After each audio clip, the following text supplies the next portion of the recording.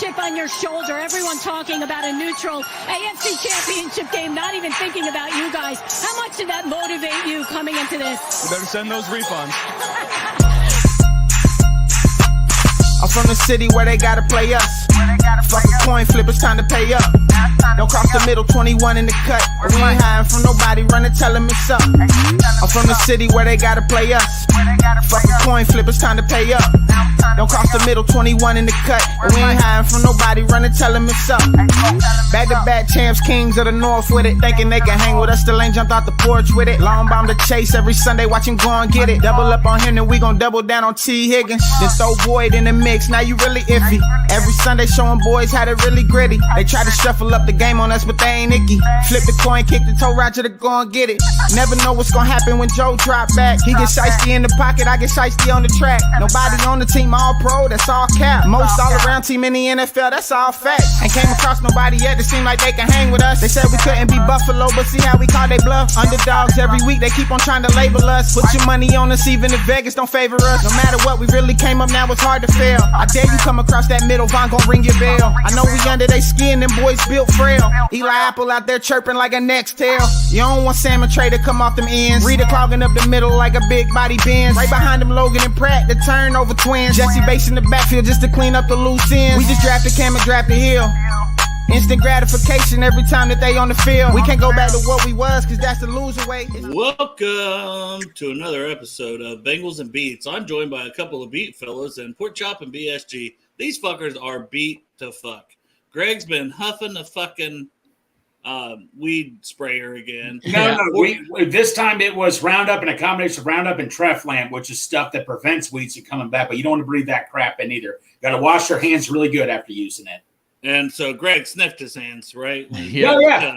So that's where we're at. Greg's hiring a kite. Pork Chop, he's high on life with his blue Cincy hat. That's right. CincyHat.com, buddy. Go there and get you. And his awesome tie-dyed Bengals and Brews shirt. Shout out Bengals and Brews. That's right. Shout Chuck out Sizzle to shirts Bengals as well. and Brews. Check out the merch store. Bengals and Brews.sellfly.store. Get your merch. Here, hold on. There you go. Yeah. Yeah, look at that. Oh, got that.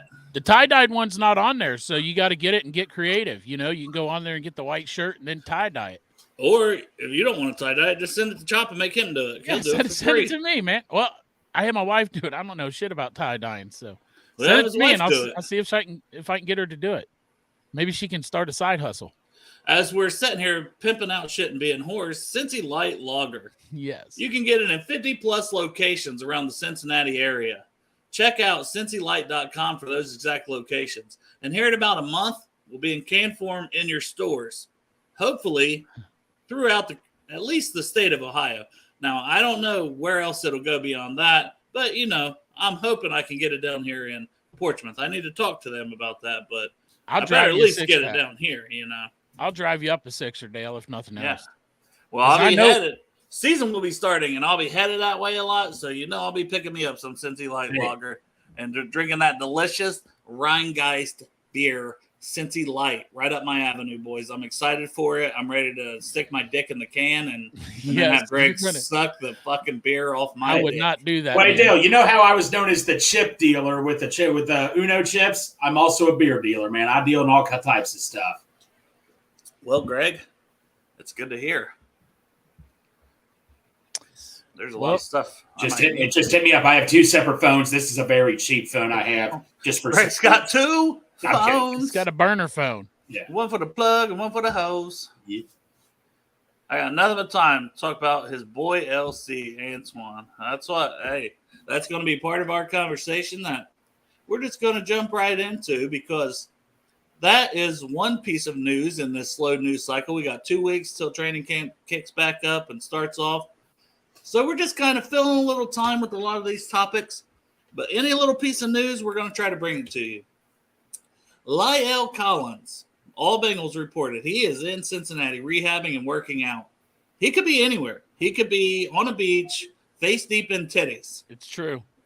And still working out, But he's here in Cincinnati rehabbing, working his ass off because he wants to get back on that field as soon as possible to help win a damn Super Bowl. I don't see the man going anywhere. Jonah could start at right tackle. Lyle could push him for right tackle. Lyle might not even. We've talked about him starting on the pup list. Maybe he won't start on the pup list. If he don't, I'm having him active every week. I'm finding ways to use him. I'm putting him in on the damn goal line. You know. Yeah, he might even be at the Kansas Mall now and again. I live right near the Kenwood Mall. I could go drive down and check if you want. Go check real quick, Greg, and get back to us.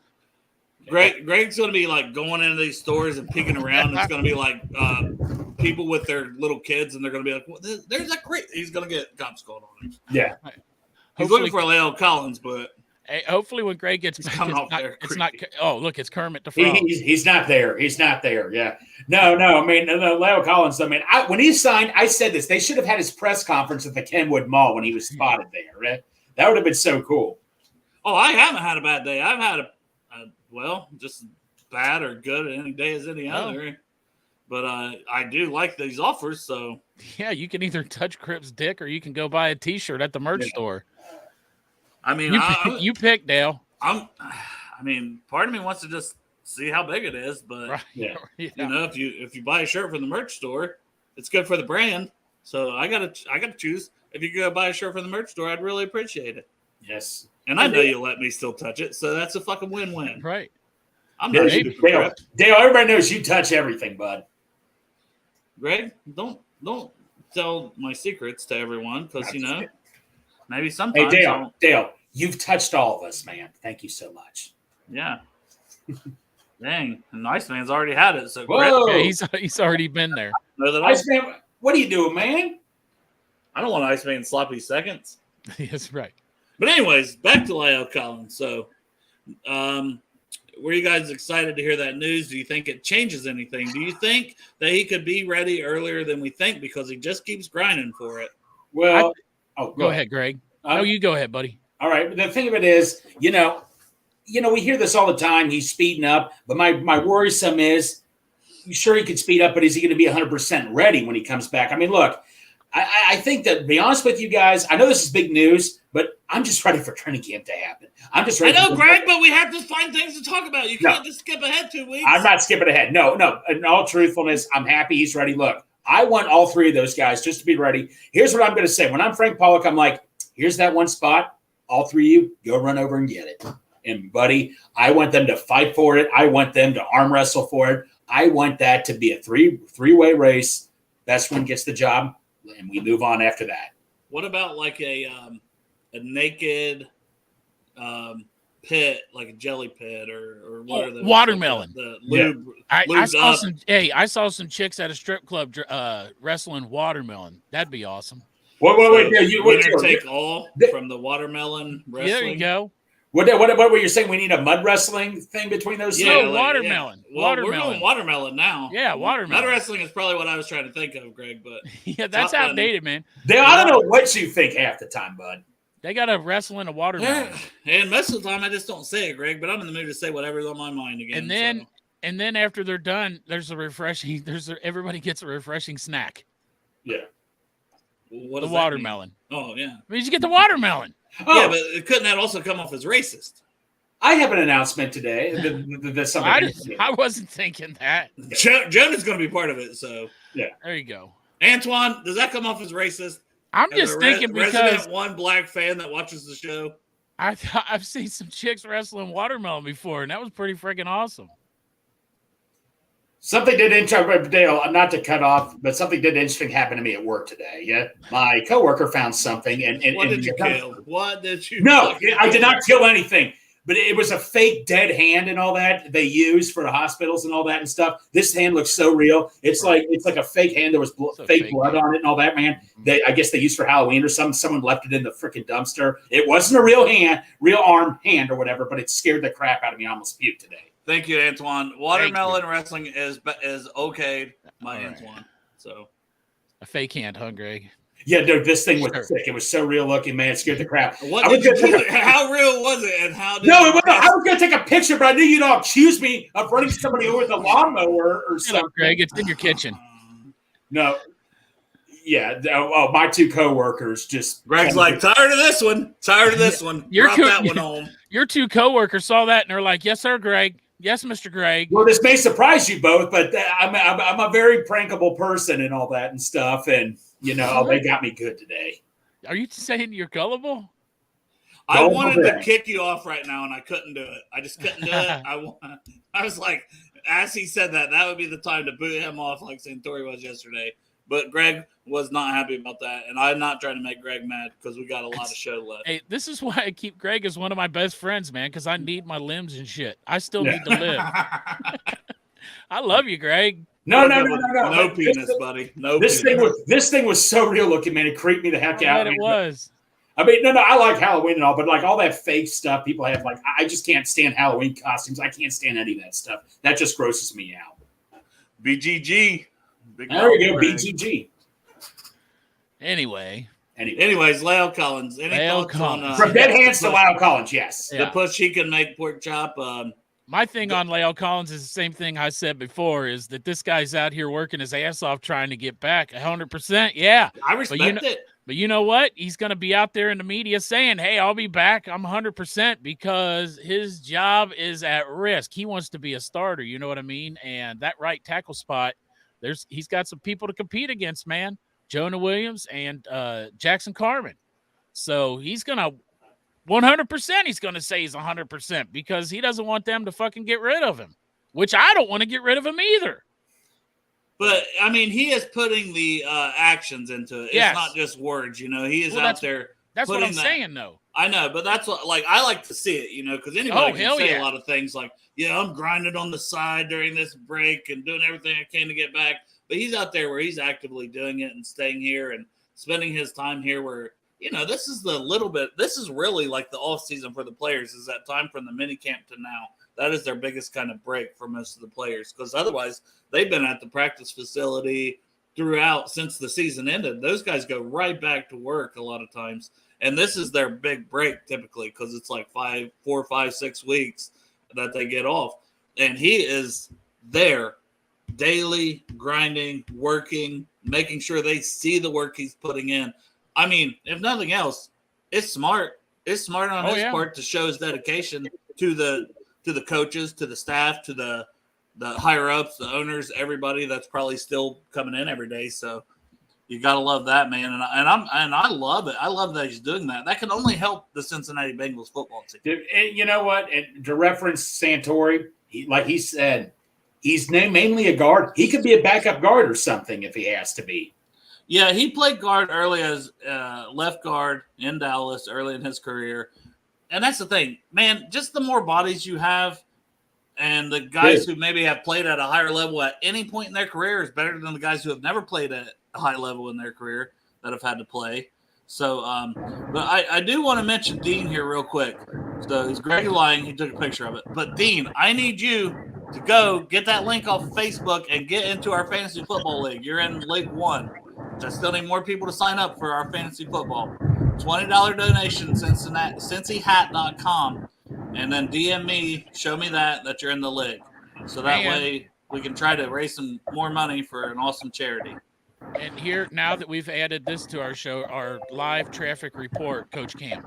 Cam, are you driving? Our live traffic report. Yeah, we do live traffic reports. Yeah, Cam, you're talking about driving, buddy? Yeah, I'm a multitasker, man. Clark Harris would not like this. Clark Harris would not like this. I did that, and that's what they told me one time. And so Clark Harris would not like this from you, buddy. Hey, it's all good, man. I'm in the Chase parking lot, pulling up to the ATM, got things to do. I'll be just fine. All right, you got a hot take on Lyle Collins? Hot take on Lyle Collins. He's working his butt off. He stayed in Cincy. I don't know if you've seen that. That's what we were kind of talking about. It's just going to be tough. I mean, like, you just got to know his role. Like, what will he accept possibly being a backup? Will he accept being a swing tackle? I think those are the things that are going to be the biggest question marks because, I mean, a guy like Lyle Collins, he does have somewhat of an ego. He does think mentally, he thinks he's one of the best right tackles in the game.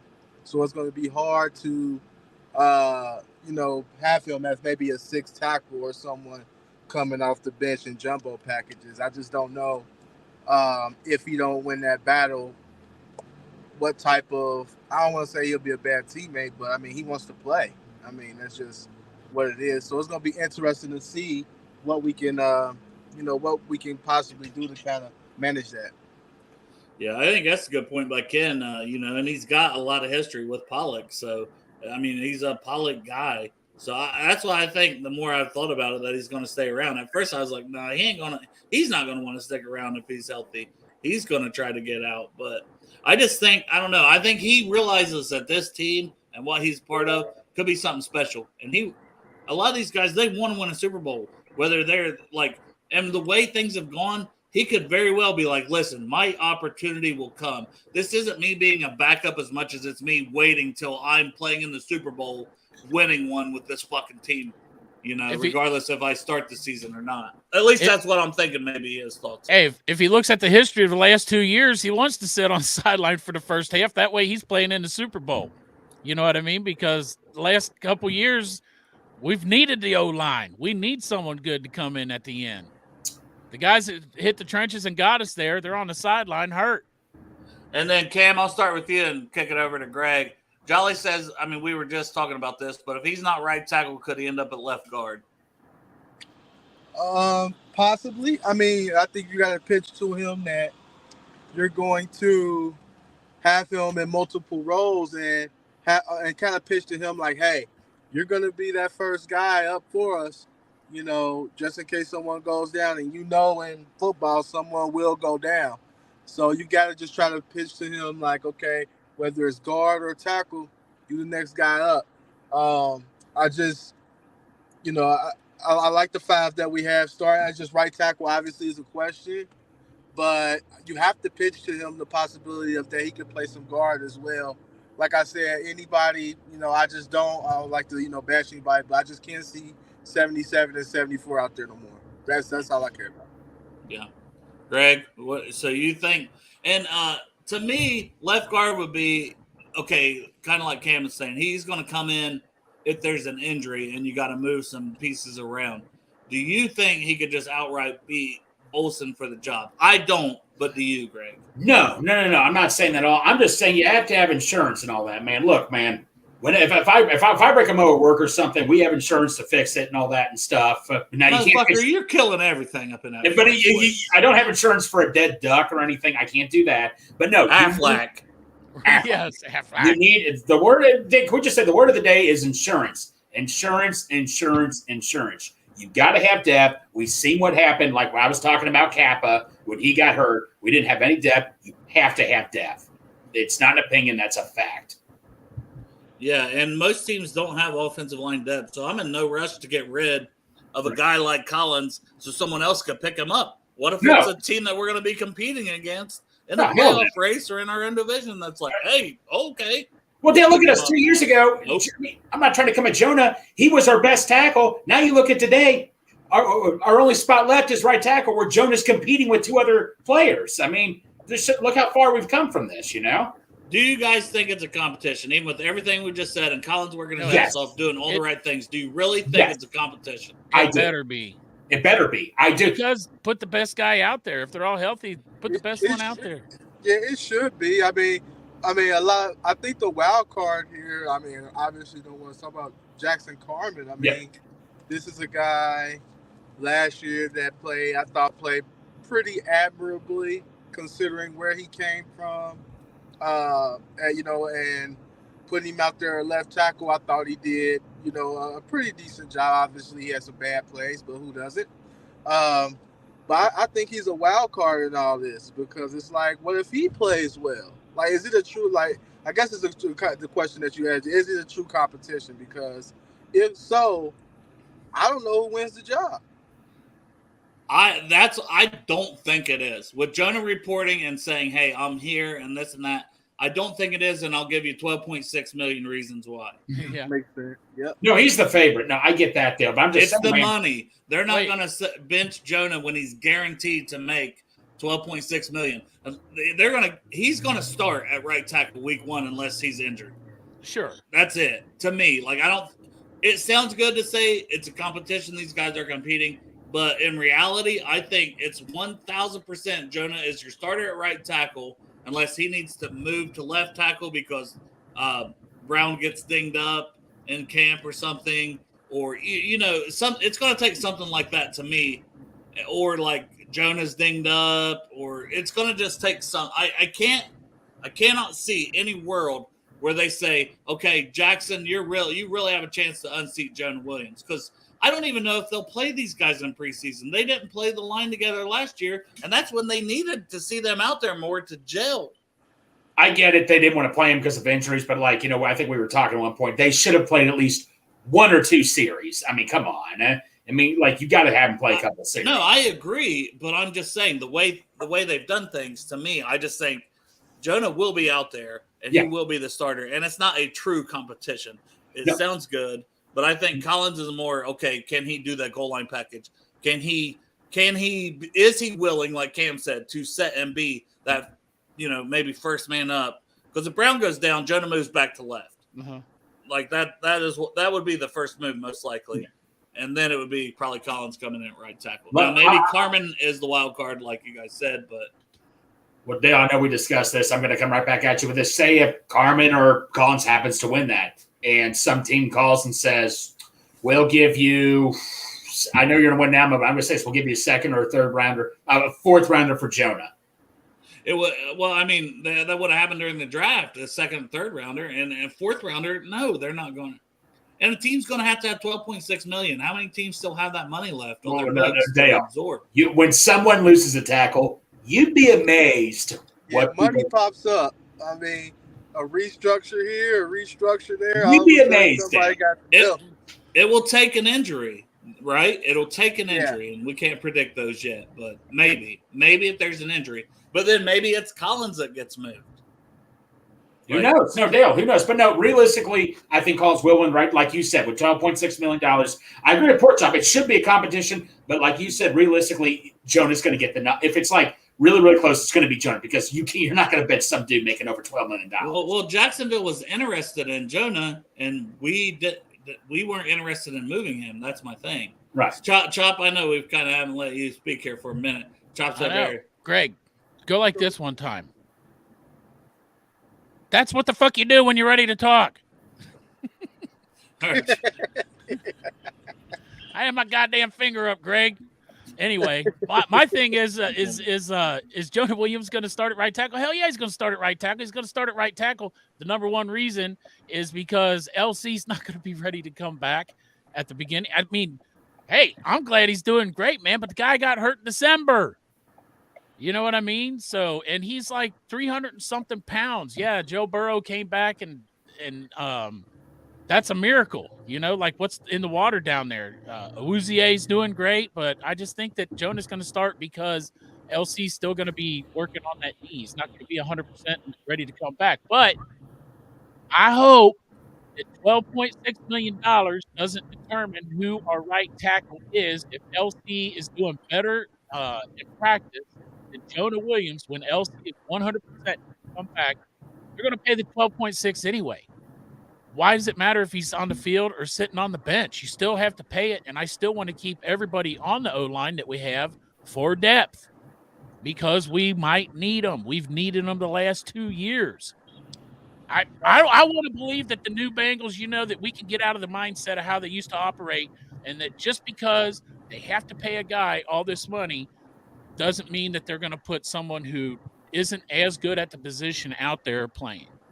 All right. Let's move on from Collins because all right. I'll let Cam get the last word in on Collins, and then one more on Collins. Okay, another selling point for Collins could be, look, obviously it looks like Jonah Williams is in his last year regardless of how he plays, to be quite honest with you. I would sell to Collins like, hey, you got a couple more years on your deal.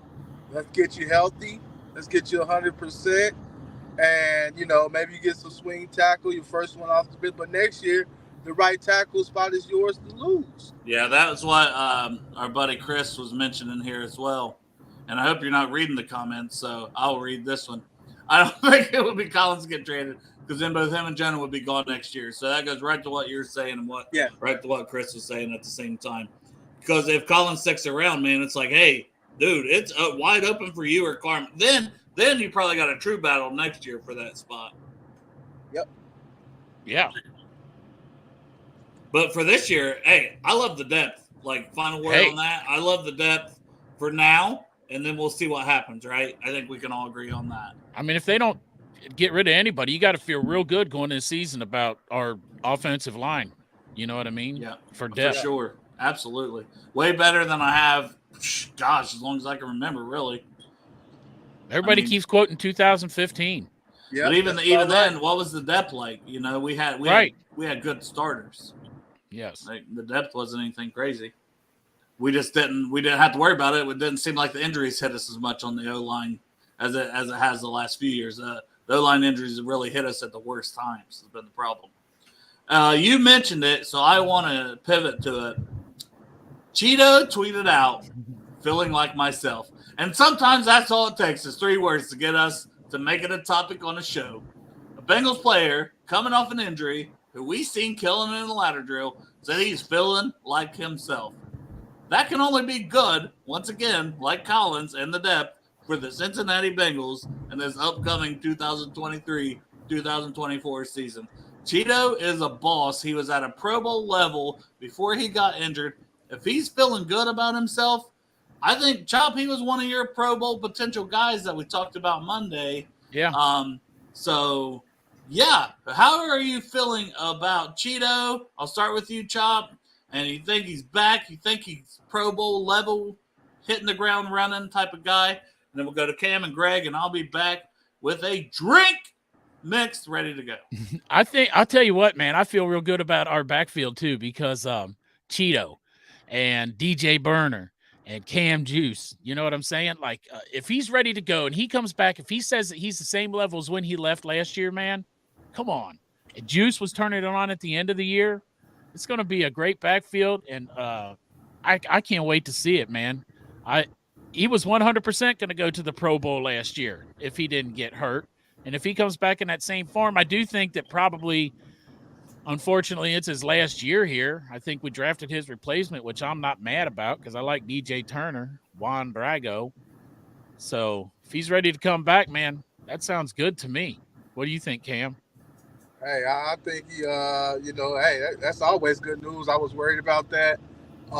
Just want to see him in live action. Obviously, you always can feel good and look good doing drills, but when he's putting it all together, how do you feel and how are you going to react to certain situations? But that's nothing but positivity coming from Cheeto Bell Woozier, and that just makes our secondary even more dangerous. I mean, look what we did with Eli Apple. I mean, filling in for him. With Juice. Absolutely. I agree. What do you say, Greg? Well, now, what kind of Cheetos are we talking about here? We talking about the Flamin' Hot Cheetos? We talking about the jalapeno Cheetos or just the regular Cheetos? We're talking about the Flamin' Hot Cheetos. Okay, Flamin' Hot Cheeto, awesome. You know what? I mean, I think I knew he was going to be back. I've heard early reports he was going to be back, nice and healthy. And you know what? Like I said, not to get on the downside, I think we can all agree this is probably his last year here with other contracts coming up. But Cheeto, no. I mean, I'm just happy to hear he's doing well. I mean, our funny thing, I got to ask you guys this. Our trainers used to be criticized so badly because we always had injuries during camp and like they would never heal properly. All of a sudden now, all these guys that get hurt, they think they're going to be out for like, a year or whatever, are like back within like way less than a year. So, our medical staff's doing something right? It's technology, man. Yeah, that's I work in the medical field. The technology gets better every single year. Well, Pork Chop, if you used to like tear your ACL, your career was done, they said. You could never come back. Now it's like, ever since Adrian Peterson went to Germany that one year to get his ACL, nobody thought he was going to be better again, ever. And all of a sudden he came back and had 2,000 yards rushing. So that just shows you, like you said, with technology now these days. I mean, let's face it, Pork Chop, in the future, man, if you tear your ACL, you might be out for a week or something. Hey, 5 years from now, it'll be like cutting yourself shaving. Right, exactly. You put a little piece of tissue on it, you'll be back, like you'll take 2 weeks off. You'll be back after that. Right. I mean, still, ACL tears up, huge thing. Oh, yeah. But I'm just saying, man, who was that center we used to have? Trey Hopkins, remember, he was hurt. Nobody thought he was going to be ready for the start of the year. He came back healthy. So I'm just saying, man, a lot of guys, maybe on the Bengals, they come back faster than expected. I don't really follow any other team as close, so maybe it's happening all over the league, but I don't either. Cam, do you have any words on this? Far as I do know ACL injuries are not as bad as they used to be. Obviously, with all the Right. technology, players are coming back faster than ever. We can look at, um, Von Miller. Even though it was a little earlier. I mean, he'll be back. He'll Oh be yeah, healthy. I think Von Miller came back from one of those before really, really fast, and it was yeah. kind of like, whoa, like, you know what I mean? So ACLs, it's not like they used to be. So hopefully, Cheeto come back at a high level. You know what I mean? It wasn't like an Achilles or anything. So, um, yeah, I could kind of say that ACL players with ACL injuries are coming back a little bit faster. Hey, Right. Cam, who do you think it's worse on? Like, you think it's worse on LC or Cheeto for the position they play to have that ACL 100%? Definitely, I mean, for me, Because it's Cheeto both. got to change direction a lot, man. Yeah, no, Yeah. Both is significant though because Cheeto has to change directions, in and out of breaks. But then, as a lineman, your power comes from your legs. A lot of people Yeah. think you just have to be, so strong up top. But I mean, your lower body has got to be there for you to drive and be able to move people, and also for prevent you from being blown up. So, I mean, it's about if you need them ACLs in any position you play. Yeah. yeah, no, yeah. Especially the two that we just named there. But I don't speak for both of you, but we can agree with Joe Burrow. We knew Joe Burrow was going to come back from that ACL tear because Joe Burrow just had that mindset. It's all about your mentality, too. It's about the mentality you have of coming back from it. Some people, it can take a break on them mentally, but Joe Burrow, man, just had that mentality. I know I'm going to be back, and that's probably maybe what LC and Cheeto have also. So, Dale, I don't know if you were listening or not. We were talking about how fast these guys come back from an ACL tear. Like Cheeto, we didn't know. LC. Remember Trey Hopkins? We didn't think he was going to come back in time. But Giovanni Bernard came back in 8 months. Like, what's your take on how? Obviously, with technology, an ACL tear is not as big of a deal as it used to be, right? Technology and good drugs, baby. Yep. There you go. Got these guys feeling right a lot quicker. Right. Well, back in the day, it used to be the latter. Man, give him a Four Loco. Yeah, that's what I'm saying. Good. Give LC a Four Loco, man. He'll be out there protecting Joe tomorrow. Yeah. So, You do you don't guys feel have anything. anything else on Cheeto? You guys kind of cover that? Yeah. We Kind covered it. of covered it.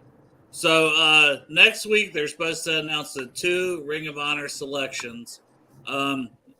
If you are going to predict it, not necessarily who you wanted, but predict it, I'm going to predict Parrish because I really want that one too. And Ocho, I think Ocho is just so popular. It's been hard for him not to get it the last couple years. I think he's been close. And if it's not Parrish and Ocho, I think it's going to be Ocho and Boomer Esiason would be like my secondary prediction. I So, agree. Chop? You're not going to get any argument out of me. I agree. I think that Chad Ochocinco is going to get the most votes in the voting because he's such a popular guy. He loves Cincinnati. He's always promoting our city when he's not here. He loves to block your ass on Twitter, too. He does love to block my ass on Twitter. I got to meet the guy in person and try to hammer him down. If I do, I'm going to have to make him unblock me while he's right there. I'm sure he will. He'll be like, oh, Porch, I didn't know. Let me unblock you real quick. Yeah, I'm sure that's exactly how it'll go. Yeah. He's going to get the most votes. And then I think that the people voting today, I think that they want to put in an old guy too. I think that the season ticket holders want to see the old guys get in. But at the same time, Chad Johnson Bro, Parrish's stats, he was an electric return man and fucking DB. Like, dude was a dominant player in his day. I don't think they're just picking a random older player. They're going to put him in because of his stats, but I think – and I feel good about it going one old, one new. You can't pass up the new guys just to get the old guys in before their time's up, and you can't pass up the old guys to put in the new guys because you don't know shit about the old guys. You got to educate yourself and then make your vote. What do you think, Cam? Well, I think the two people that will be in there, I think it will be Lamar Parrish and Chad as well. I'll make it quick.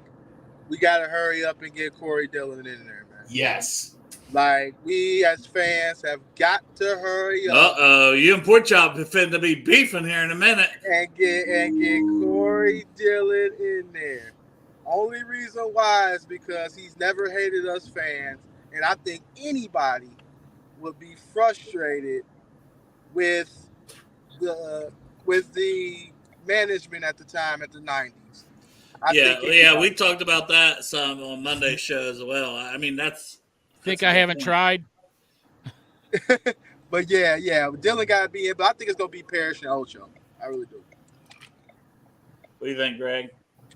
This guy right here, Robert Parrish, definitely. Who the fuck's Robert Parrish, the Celtics center? No, Big no. T. Lamar Parrish. Big You T. talking about the big chief, motherfucker? Not the basketball player. Sorry about that, Lamar. Robert. No, Lamar. Right? Jesus Christ, Greg, get your shit together. God damn. You find a dead arm out in the fucking Lamar Parrish grass. definitely needs to get in right here. Way overdue. And this guy right here. There it is. You got it. Point That's all blank. it to Greg never wins. Hey, Dark says Corey can wait about 15 damn years. And then No, maybe. he don't deserve to wait. Man, how many times in the 90s did we turn on just to watch Corey Dillon? Because we weren't going to win the damn game. I said the same thing, and that's what I said. We got to make it like there needs to be some ground rules to this as fans.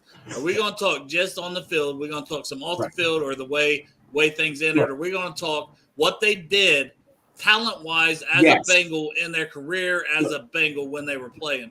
Because, I mean, he was so good as a Bengal. Right. Straight up. And if that's the Ring of Honor, then 100%, But then, Chop, I'm gonna let you go next because you've went in on him a couple times, so I'm gonna give you, your platform to do it again. Yeah, hey, look, man, if Corey Dillon gets in the Ring of Honor, I'm not gonna get mad. But at the same time, I'm a season ticket holder. Dale, you're a season ticket holder. Greg, you're a season ticket holder. Cam, you got season tickets? No, but I've been to every game the last 2 years. I was gonna say he's always there. All right. You might as well. Well, have if the you get a motherfucker. season, luckily Corey Dillon didn't talk shit about you then because you're not a season ticket holder because he said that the three of us don't know what the fuck we're doing when we're putting people in the Ring of Honor, basically. So I mean, good luck getting in the Ring of Honor when you're taking the people that vote for you and you're saying, and now he's like going on all these podcasts. He's getting on everybody's podcast. Well, sure he is, because he fucking ran his mouth and he talked shit about the people that are going to put him in there, and he's trying to save face. If he gets in there, you're right, Cam. Did I watch the Bengals back in the day because Corey Dillon was the only bright spot on the team? Yeah. But then he threw his fucking pads up in the stands, flipped us all off, went to New England. I was even happy that he won a ring there because I thought, man, as much hard work as he did, he deserves that ring. I was happy for him. But, I mean, until this fucking week that we're on right here, well, starting midweek last week when he was on Jim's show, is when he started. It was the Paul Dehner interview on the Athletic. Yeah. That put it out what he said. But what I'm saying is last week is the first time he said shit good about us as fans here in Cincinnati or the organization. And I feel like he's just trying to save face because he fucked up. He opened his mouth and talked shit about the fans that vote him in. And he specifically mentioned Chad Johnson. That's what really pissed Chop off. Well, like maybe. Uh-oh. You sabotaged him, didn't you, Chop? You're like, I'm going to say my shit, and then I'm going to cut him. I'm going to make sure he ain't got no service. Yeah, I think he has an issue with the process in general. Okay. Just because, like, okay, look at it. He's the only player, or one of the only players that we can say, you know what? He's the best at that position in our organization of all time. There's no question. Corey Dillon is the best running back we've ever had. Receiver, you can be objective. You can say Isaac Curtis. You can say Chad. You can say AJ. You can say Jamar up and coming. You can say so many different things at different positions. Right tackle, Willie Anderson, obviously. Left tackle, Munoz, obviously. Corner, Ken Riley, obviously. Okay, now you said all that, right? Now, what's the difference between them and Corey Dillon? They're in the Ring of Honor, and he's not. And they clearly are the best players at their position. Let's stop. We got to stop. I'll say, like, as some of the reason why I voted the way I voted, Cam, is because they're older and they kind of did it first. And if the Ring of Honor was around longer, they would have already been in. So it's trying to catch up with those guys where it's like Corey Dillon, like he looks great. Like he looks great. He looks great. Like that ain't gonna be around a while. You know what I mean? Well, 48 years old. And that's what it's like. I wish he understood that from the fan perspective of it. It's like, hey man, we're trying to give these dudes their credit that might not be around. We don't want them not here to see their credit in person, like Ken Riley when he's going in Hall of Fame this season. Like that's a part of it for me. You know, like I hated how he almost shit on that, and I don't think that was intent. Intent. He's just angry about himself not being in because he's going to support himself, which there ain't nothing damn wrong with that. He wouldn't be in the player he was on the field if he didn't have that same fucking attitude. Yeah. Like I get it. Like I do get it. I get both sides. Like I do. Right. I'm just saying, like, I think that's part of it for me is like, man, Corey, I wish you would understand that it's not been a knock on you. You're on that ballot every year. You've been on it since day one. And everyone has said you're getting in. It just may not be. Once they went to 2 players instead of 4, it's like, okay, now this is tough, you know. He is in that conversation. He is square in that conversation. He will get in. Right. But, like, to say, like, a Lamar Parrish who's 75 years old. What? Lamar is 75 years old, guys. I want Lamar Parrish in because of his age. I want him to enjoy it. What Darth is saying here, Cam, is it's not the ring of stats. Did Corey Dillon have the stats? He sure did. It's the Ring of Honor, and he's got to work to get that part back. Is what Darth is saying is we vote him in. It's not like the organization doesn't vote him in. His stats doesn't get him in. The people sitting in the stand vote him in. I just think like as a whole, I just think we're just taking it personal of, you know, what may have transpired, but he was mad at the organization. There were so many when he all of these guys were mad. Like, Willie Anderson was mad at the org. Everybody in here was mad at the org. And think about the talent. I'll throw my pads in the stands too, because you know why? Because as soon as they could find somebody cheaper who could do the job, as in Rudy Johnson, they got Corey out of here, and Corey was still in his pride. Like, I was mad too. They didn't give him a chance to come back healthy and even get his spot back after all the whoopings and hits and carries he took. Man, y'all, man, listen, we gotta realize, man. Hey. This is why I love this show, because we can all have differing opinions, and like it's good because shit, Cam, you are bringing the fucking heat with this. That like I'm somewhere in the middle, and I'm like, you know what? All right, those are good points. Like, Chop, you have good points. I'm like, damn, this is good conversation, man. I love it. I love it. It's just opinions, right? And it's the same thing with Twitter, Cam, that we talk about. Like, you know, people get all personal and shit on Twitter about someone having a different opinion than them. Like, it's cool. Let people have their opinion. Right. Let people have conversations. It's healthy. It's healthy. I'm that's like, what's great about it. I'm on the edge of my seat for every word Cam's saying, because I don't want to hate the guy. I don't want to fucking hate the guy, man. He's a Bengal legend. I'm not going to deny that. You know, well, I want to love the guy. I do think that's the big question. It goes back to, what is the Ring of Honor? What is the Ring of Honor? Is it just the on-field? Because if we are talking on-field, but I still want to give respect to the guys that came before that I didn't watch growing up, because I wasn't alive, you know. But I still like Bob Trumpy, another guy who's like close to 80. He's still like our best tight end in history, you know, talking about best at their position. Right. And I don't want him not to be around to see it, but at the same point in time, it's like, I don't know Bob Trumpy like that. I didn't really, you know. Right. It's a tough thing. I don't think there's any wrong answer. And anybody that's on the ballot should feel honored to be on the ballot is part of it too. Like, because they haven't updated that ballot since it came out, since it started. They've kept the same guys because the Bengals know all these guys really deserve to be in it. I feel like I just would respect him more. And you know what? He would win me over if he would just fucking own what he said at the end of the thing when he talked about the people in the stands. If he just owned it and apologized for it, I'd feel a lot better. I said I respected when he was on Jim's show a little bit, and he said it's not against the fans, and I need to have a conversation with ownership. And I'm open to having that, whether it's Mike Brown ownership or current ownership. That's the issue, man. I respected that he was like, and I would rather have that conversation sooner rather than later. Buddy. I respected that he said that on Jim's show. That to me is trying to own it, but he's got some shit to still say to them before he can come out and publicly, as a man, for his own shit and say, I feel better now. Look, with this relationship with the organization. There's still a hatchet out there that has to be buried. Yes.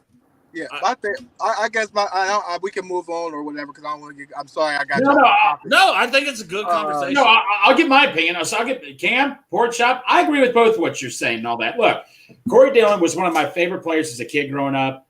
My first ever favorite player. I fell in love with the Bengals. I mean, 1,000-yard rushing seasons. I mean, look.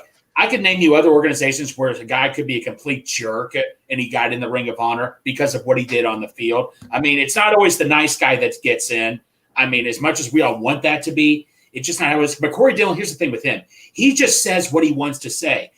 Sometimes the truth can be something nobody wants to hear and they get pissed off over it. But that's how it is. Now, did I approve of how he acted in the Dana interview? Not really, but still, I understand why he's frustrated. The Ring of Honor, bottom line is, like Dale, I said the other day, Ring of Honor should have happened over 20 years ago. Bottom line. We're catching up. We're catching up. But like we just got a lot of catching up to. That's all it is right now. The real question is, Dale, we should do an episode. What players does Corey Dillon deserve to be in on that ballot right now? All right. I want to get some of because, dude, we're the people in the chat is a big part of our show. Yes. So we already kind of mentioned Darce, it's not the Ring of Stats, it's the Ring of Honor. So that makes it tough to be like, okay. And Ken said that's a good point for the podcast listeners. And then Crib's saying stats only, guys. Right. Stats only, he deserves to be in. And then Ken's like, he was a stud. Unfortunately, the way he left, it does give a lot of the fan base still a bad taste the way he went out. That's also fair. Stranger, no, Ring of Honor is not just on the field of play. Paul Brown isn't in for on the field play. The damn team. Yeah, I tend to agree with that. I know. There's no Bengals without Paul Brown. Yeah, come on, man. No, that's pushing right there. And Darth says, so when is Corey? So Greg was trying to get Corey Dillon on Rally. Santori didn't really want him on. And then he was going to try to get him on here. And I just said, like, well, I don't know the way Chop's been going at him and Uday Joe did, and I want to be respectful of my guys. And so I was like, just have him on Jeff's show. And I think Jeff was trying to get him separately as well. So he's going to be on with Iceman, which is similar to our show. We're all big family. Yeah. But, yeah, I mean, maybe. Like, if I could have Chop on here and I could have Cam on here especially, and Corey, and I could be the mediator here. That would be nice. And ask some real ass questions and be like, hey, some of the real shit we're talking about now, that would probably be the best episode of him on the show. You know what? But everybody gets a player on, they want to suck their dick. Right. And maybe let's put out as fans what we're all thinking and put people's questions in the chat actually up that aren't just sucking his dick. And think about this. Corey does not have to do any of this interviews. I mean, the fact that he wants to go on these fan shows and explain himself, that just shows you he cares about the fan base. Because if he honestly really didn't care, he wouldn't waste his time doing any of this stuff. So I'm applauding him for coming on and say, look, this is nothing against you guys. That's what I say about this. Well, Dustin, I will get back to this because thank you for the $5 super chat. But we're in the middle of a good conversation about Corey Dillon. So I will come back to your question, I promise, because you pay, and I appreciate that. But Cam, you're up. Because this is still going. It's a good conversation. Rule with the finger. I wanted to make sure I had my finger up. Here goes mine for next. No, but I like with Corey Dillon, the way he ended, it wasn't great. The last memory you think of him as a player, he's chucking his pants into the stand. I get it. But we're treating Corey Dillon like he's damn Carl Pickens. Corey Dillon, while he was here, never talked bad about the city. He really never talked bad about the fans. He talked bad about ownership. They gave him several, at the time, as did we all. Right. And he was promised several things that, honestly, we did not deliver as far as putting talent and team around him. Let's not forget, after he said he'd rather flip burgers for anybody that played for the Cincinnati Bengals. He signed a 5-year, $45 million deal that made him one of the highest paid running backs at the time. He didn't have to do that. He didn't have to sign here again. He did and gave us more production. We decided to say, hey, you know what? Rudy Johnson, we think Rudy Johnson is just as good as you. So we're going to split your carries when you come back and then pretty much kind of ride you off into the sunset for a trade. And even though he asked for one, it was on the horizon already. They weren't going to pay Corey Dillon $9 million and give Rudy Johnson 180 carries and him 180 carries. That just wasn't feasible. So for me, I would be very take yourself out of the fan part for a second, and I know that's hard to do, and put yourself in the athlete's shoes after you just gave 6,000 yards in your career. The first time I get injured, I come back, my spot is gone, and I'm relegated to goal line and short yardage. Hell yeah, I'll be mad. Next year, I go run for 1,600. I'm still in my prime. I gave you all that I had when we were winning 2 and 4 games. Now that we're decent, you're going to kick me to the curb? Think about the player for a second, not just the fandom part. And I know it's hard. I'm a fan too, but I always try to think of how it is as a player. Maybe because it's just I'm a coach, this is what it is, but I always think about the players too. And he got feelings, man. Like, I've been ran into the ground for 6 years, and then y'all gonna kick me to the curb as soon as y'all see a shiny new toy. I'm just saying. Woo-wee! I would want to follow that up, Chop. Yeah. Well, Cam's I'm just gonna say, like, Cam, look, you got me sold. All right. Look, I'm not gonna lie, you got me sold. I don't blame Corey Dillon for being pissed off at the Bengals. We had shitty management for a long time. Anybody that's a fan, there's no way you can deny that the organization didn't run very well for a long period of time. It just came back. You know what I'm saying? People are just starting to get excited. My issue is that how he ended the interview with Paul Dannert Jr. Like, he didn't shit on the fans. Some popcorn? Like, he didn't shit on the fans the whole time he was gone, right? But he sure in the hell took a shot at the fans that are buying season tickets when he was talking about they don't know what they're talking about when they're putting people in the Ring of Honor. Now, the other thing that I was going to point out that Greg said is you were talking about, and I think Dale too was talking about how he came on Bengal Jim's show, and he was saying it was the organization, it was this and that, and he didn't have to do that. Well, guess what, man? Corey Dillon, when the fuck are we hearing about Corey Dillon ever? Never. And so Corey Dillon's sitting around. Yeah, he got his Super Bowl ring, but he's just chilling, man. He wants to be recognized for his time. So hell yeah, he's going to get on here and he's going to say, hey, this is what I meant, because he wants to be in the Ring of Honor, because he's not going to go win anything else. You know, I mean, I guess he could possibly get on the ballot for the Hall of Fame one day. But if he wants accolades and he wants to he has a good argument for it. Yeah. If he I'm not saying he doesn't. I'm just saying, like, if he wants to be part of something, he wants honored for his time. The two things he has is the Hall of Fame and he has the Ring of Honor here in Cincinnati. So, yeah, he wants to be in the Ring of Honor. Yeah, he wants to be noticed for what he did. My problem is just that Cammy sold me on the whole rest of it. I understand that. And you know what? I forgot. I didn't forget about him throwing his pads in the stands, but I forgave him for it, because it was a shitty organization. But then he came out and he said, hey, season ticket fans, you don't know what the fuck you're doing. You're going to put Ocho Cinco in before me? Whatever. And now he's backpedaling. It was good, Ocho. Chop, 100%, you were like, you put Ocho Cinco's name in your mouth? Keep his name out your mouth. Hey, just so you know, though, I also don't want Boomer in for a lot of the same reasons. Boomer also blocked me, but I earned his block.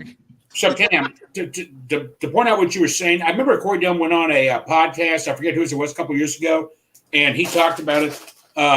He talked about it and all that and stuff. And he said, look, I just said what probably more than half the team was wanting to say. Yeah, sure. Exactly. Yeah. I mean, like I said, I believe me, I call out people all the time say, oh, Greg, you don't know how to deal with the 90s. I use the term fake fans a lot, but I can understand the 90s, what he had to deal with that he was frustrated and all that. Obviously, ownership now is done so great. You could argue they're in the top 5 in the NFL. But like I said, he's like, look, I'm just saying what probably 80% of the team wanted to say. And he's right. I mean, I hate to say that, but he's right. Probably. You got to think of when he played at that time. Do you think? I've heard Hushmanzada, Willie, all those guys tell stories about what they had, like their Gatorade, like nothing, like the things they had to eat, to drink after like they had to pay for shit, like just the bottom of the bottom type stuff. Which thank God. It seems like things have gotten a lot better.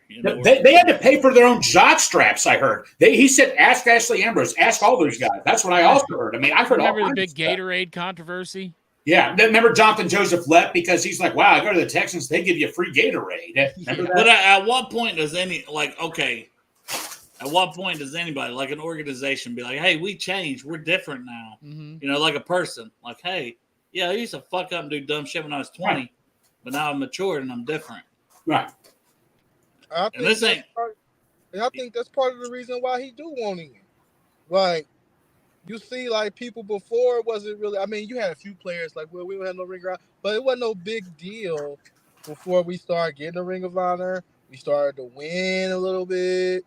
Cincinnati is kind of like, you're going to talk about Cincinnati now when you're talking about NFL, and it's like, dang, I want a little bit of that. Like, I was here for the down day. What I did here? Do you know what I did here during those down days? Exactly. I mean, didn't Corey Dillon break the rushing record twice in a Bengals uniform? Like, come on, y'all. Like, I know. On field, I don't think but I do I like if I was mediating whatever a show that he would be on or whatever. I would want to be like, hey, we're just trying to get some of these old guys that we don't know they'll be around that. They probably feel the same way you did, but they felt that way 30 years longer, 20 years longer, 15 years longer. There's a lot of those guys out there that feel the same way as you do. And there's nothing wrong with how he's feeling in a way to me. No. Like, he's like, what I did on this field, I deserve to be up there. Right. Immortalized for this. And I do. It's the same reason we made the push for Willie as one of the votes. Right. We're like, Willie should be in the Hall of Fame. Yeah. Hell yeah. And and he still should be. But I think that Corey sees that. Like, hey, if I get this Bengals Ring of Honor, then people are going to start looking back at my career and what all I've done and how damn good I was. And that's going to help me. But yes, Chop, Chop's like, yeah, we'll go about better way of saying it. I get it. I'm just saying that you sound like you're saying what I say. What I'm saying, is that his step to get into Canton is also going through the Ring of Honor, because if he gets that recognition, that puts him closer to Canton, which is his ultimate goal. And I don't blame the guy. And maybe he could have worded it better, whatever. But it's what I say. Like, it's the whole text versus phone call. It's the whole talking to somebody in person over shooting them a text thing. Or maybe he could just come come an out email. and say, like, you don't know tone and shit when you're reading an article. Yeah, exactly. You he come off as like, almost fuck the fans that vote, but I don't think that's what he meant. No. Well, you're Corey Dillon, all right? You take this sentence, and I want you to say it the way that he meant it, all right? The season ticket holders don't know what they're doing. Go ahead and say it out loud so you sell me on it that he said that in a good way. Was that a direct quote? No, I don't know. It's basic. Come on now. You got to get I know. I need a direct quote. I'll be right back. You're going to get, hopefully Greg's going to get me the direct quotes and then I'll do this. That's what I want to hear. Well, from what you said, Pork Chop, from what I hear is that when they say the fans don't know what they're doing, I think what he's trying to say is fans forgot the impact that he made on Sundays for the Cincinnati Bengals. That's why I think we just kind of forget that. We kind of, like I said, we remember the pads in the stands. We remember, because the first thing when people started saying when Dillon came out, oh, I thought you'd rather flip burgers than go flip burgers then. It's like, all right, yeah, you remember that, but you don't remember the 278 yards. You don't remember the 200-plus yards on Thursday night against the Oilers and 4 touchdowns. You don't what I mean? You don't remember the 96-yard run against the Lions. Like, you don't remember his stuff, but you remember him talk about flipping burgers. And I just think, like, it's like, all right, the fans have kind of forgotten what I have done for the organizations the 7 years I was there. You ready? Sure, Greg. Fire it Okay, off. so Corey was asked, Corey, what do you want me to do with all this? Do you want your voice out there? His response, man, you can quote me for fucking word. Print it, because nobody gets this shit. I want it exactly how I told You you. gonna read the whole fucking article? Because that's the very beginning. No spins, no nothing. Okay, What the well, fuck? there. What's Okay, the, that really what's doesn't not have the anything part to where he do. talked about the season ticket holders? Okay, give me some time. Y'all keep talking. Well, also there's a part like that. I didn't see the point. The end of that article was weird too. I want to. Hey, look, man, I want to love the guy. If he came on here, Cam, and he explained it to me like you're explaining it to me, he would sell me 100%. If he goes on the show with Jeff here next Tuesday or whatever, and he says it like that, he's going to sell me. Well, That's all I need to hear. Him say it like you Sure. said it. Here's the thing. It did get. Big Dana said this had to get edited for clarity. Here's what he says: I don't pull no punches, and I'm not ducking anybody. I don't have no friends. I'm trying to protect so I can speak freely of whatever I need to speak freely about. It's damn near criminal what Bengals Ring of Honor voter, what they are pulling off. To be honest with you, did I not play for them? I don't know, bro. I'm curious about that. See, that's some of the things like that I disagree with. Is because like he's saying it's criminal what we're trying to get some of the older guys in. Like I was saying, like I don't think he understands that's like we're trying to get guys in so they can enjoy their moment too. He's just saying that he's not in. But he goes along and says, it's not a knock on whoever is getting in, who goes in. It's not what it is about. It's about what is your excuse going to be. I'm pretty sure they will fucking John Kitna in there before they put me. In fact, Scott Mitchell. Yeah, that was the part that I was like, what the fuck are you talking about? Yeah, see, that's why I'm like, they're not even on the ballot. That's why I'm like, how dialed is he into this process? Because it's also like, dude, I do this. I've done this show for what, 16 months now, and I interact with different people that I hadn't even met before that are Bengals fans. People in the chat that I never met my entire life, and we all tend to have good conversation and good points, and seem like knowledgeable fans of the Bengals. You know what I mean? Like that's why I'd never try to shell on anybody's opinion because you can have different opinions, but we all put in the time and the thought for what we're going to say about the Bengals. We don't just go out there and say random bullshit. Right. No. So like that was part of that bothered me. That was the part that bothered me, I think, was I was like, okay, yo, dude, this fan base is pretty dialed into things and you're kind of shitting on it. I think you're just doing that because you're not in the Ring of Honor. You don't really know this fan base. Let me say this too. I know, Mr. Dillon, you're probably in the chat, and I swear to God, I promise you on everything that I will not vote John Kitna into the Ring of Honor before or Scott Mitchell. 100%, you get in before them. I got a list of people you get in way before. But we know there's going to be, but we all know people personally they'll probably will vote John Kitna in over Corey Dillon. But still, look, he's still going to get in. But did he hurt his chance of getting voted in earlier? My whole thing was he was getting in the next 2 cycles. Either way. No, Cam. Because that's what I'm saying. I'm like, okay, let's just say, hypothetically speaking, let's just say Lamar Parrish and Ocho gets in this time. Yes. There's no reason why he's not getting in next time. I can see it. Trumpy, Boomer, Lapham, Crumry, but he's in that mix. Yes. Hey, look, never mind. I ain't gonna say because I don't want to sound like I'm dissing nobody else. So I'm not going to, because that's not what I'm trying to do. Obviously, outside of Boomer and Science, rest of those guys you name, I'm sorry, cannot hold Corey Dillon's job strap. That's fair. Like that's what I'm saying. Like I'm just saying because older guys, if it sticks to that, right? Yeah. I mean, and let's just be honest. Like, I wish this was done much earlier. Ring of Honor, we wouldn't even be having this. Exactly. Yeah. Well, we said if they would have stuck to 4 for like 4 or 5 seasons. Yes. Yeah, because I felt like the first 4 was automatic. Those was automatic. You put those guys in, you're not getting above those guys. Cool. Like Willie and who was it last year? Willie Isaac Curtis. Yep. Yeah. Isaac Curtis put up crazy numbers for his era and his time. Understandable. Well, he changed the game. He changed He the did. game. The Curtis Yeah. rule. Yeah. Yeah. So after that, that's where it gets murky for a lot of old Bengals players, like older guys. Some of the guys in the '90s that may have played well, that's not going to get their due. I mean, Faux Hawk changed the game for safeties. Yes, he did. Like, he deserves it too. That's what I'm saying. Everybody that's on that list Right. deserved it. All right, Coach Cam, let me ask you this. Geno Atkins, way after Corey Dillon, does he deserve to get in before Corey Dillon? Say that again, I'm sorry. Does Geno Atkins deserve to get in before Corey Dillon, in your opinion?